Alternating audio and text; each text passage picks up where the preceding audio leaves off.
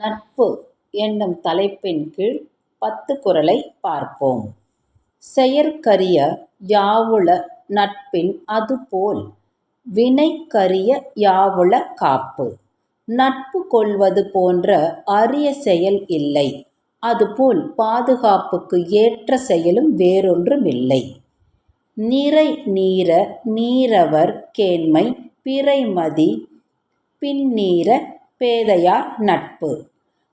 அறிவுள்ளவர்களுடன் கொள்ளும் நட்பு பிறை நிலவாகத் தொடங்கி முழுநிலவாக வளரும்.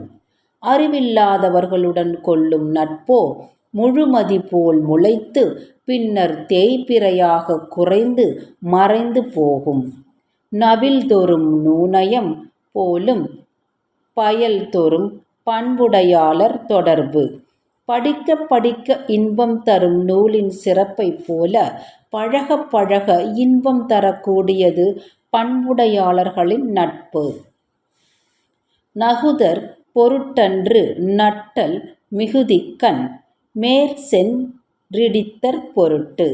நட்பு என்பது சிரித்து மகிழ்வதற்காக அல்ல.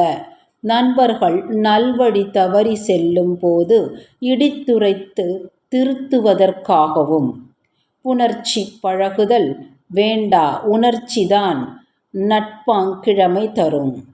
இருவருக்கிடையே நட்புரிமை முகிழ்ப்பதற்கு ஏற்கனவே தொடர்பும் பழக்கமும் வேண்டுமென்பதில்லை. இருவரின் ஒத்த மன உணர்வே போதுமானது.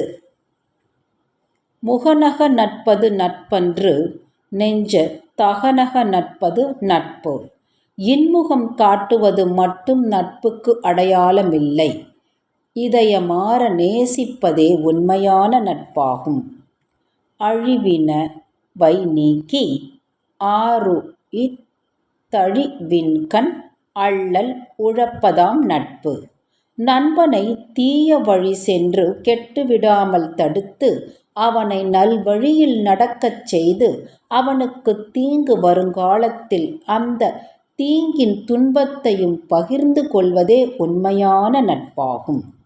உடுக்கை இழந்தவன் கைபோல ஆங்கே இடுக்கண் களைவதாம் நட்பு.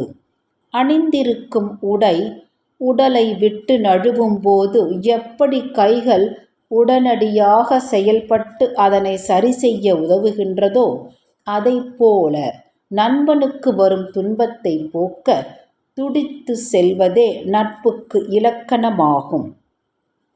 நட்பிற்கு வீற்றிருக்கை யாதெனிற் கொட்பின்றி ஒள்ளும் வாய் ஊன்றும் நிலை.